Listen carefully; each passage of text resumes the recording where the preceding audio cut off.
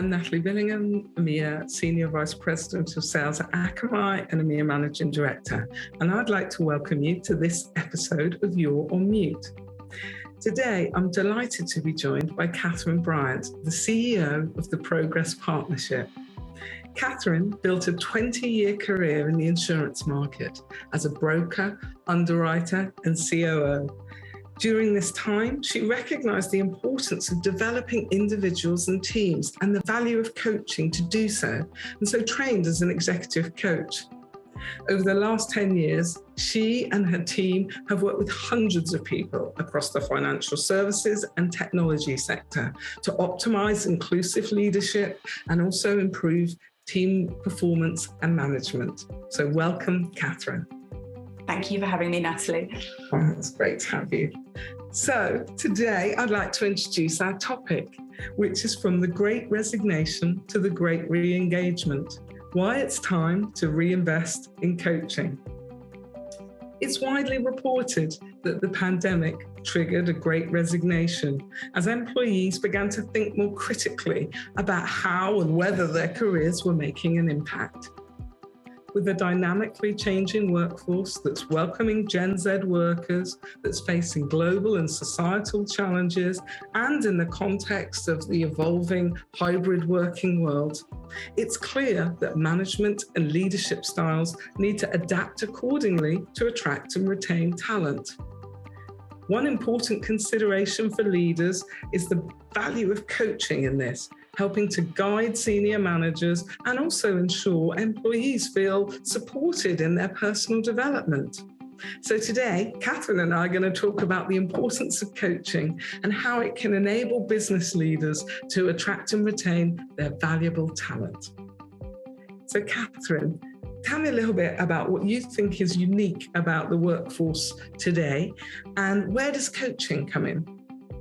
Well, Natalie, I think you've mentioned a few things. I think there's three key reasons why the workforce of today is quite different. One is the pace of change we're all going through. Change isn't new, but the pace of it really has ramped up in the last few years. And, if you think about back to the beginning of your career, like mine, perhaps, I went from communicating via fax with my clients through to today, I can buy an NFT with cryptocurrency at the touch of a button on my phone. It's really quick. And that means that it leads us to uncertainty. Some job roles are becoming unnecessary and others are becoming automated and some are changing and we're having completely new roles. So we've got that real new level of uncertainty that's pretty unprecedented, I would say. Secondly, I think people are becoming a lot more socially and environmentally aware. ESG is on the board agenda of every company these days and employees expect it to be there. They recognise that work and life aren't separate. We are all connected in a very, very important web. And thirdly, of course, we've all been through, as you mentioned, an incredibly traumatic global event. We all went through the same event, but we all as individuals experienced that very differently. And again, that means that we need to understand where each other's coming from. It's led to different levels of uncertainty for different individuals. And I think that means as leaders and as colleagues, we need to have more empathy. And that means we need to ask questions. We need to get to understand what's going on for people. What do they need? How can they best bring themselves to work? How can we help them and support them to deliver their best? We need to ask great questions. We need to listen to the answers and we need to empower people to do things in a way that suits them and is going to give them the best. And essentially that, in a nutshell, is what coaching is. So it's interesting that you touch on that global uncertainty and, with the huge uncertainty facing all of us right now, how can leaders support all levels of the workforce to bring their best selves to work and also maintain that healthy work-life blend? That's the goal, isn't it, for all of us? There's lots of things that contribute to that, but I think one of the keys is communication. And again, there's nothing new about this, but now more than ever, I think leaders need to be really clear in their vision, the purpose of the organisation, sharing that with their teams and making sure they understand those success measures. And then they need to create a safe, psychologically safe space for their team members to share, to talk to them about how can we best achieve these goals? What do you need as individuals to perform at your best and to bring your best self to work?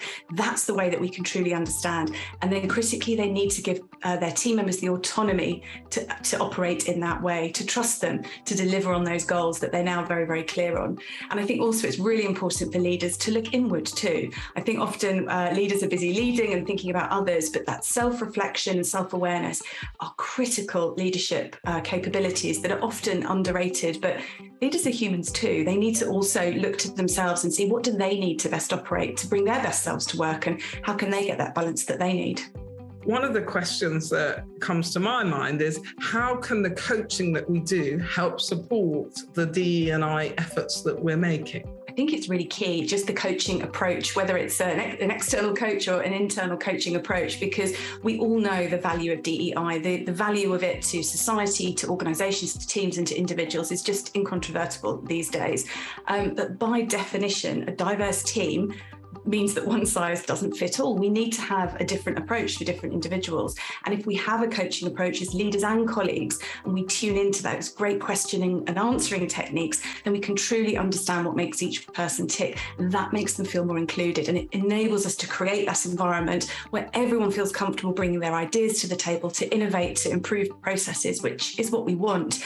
And that's how we can harness that valuable diversity of thought that fuels our organisation and makes sure that everybody feels valued, motivated, and that they belong as part of our team, which is ultimately what we want.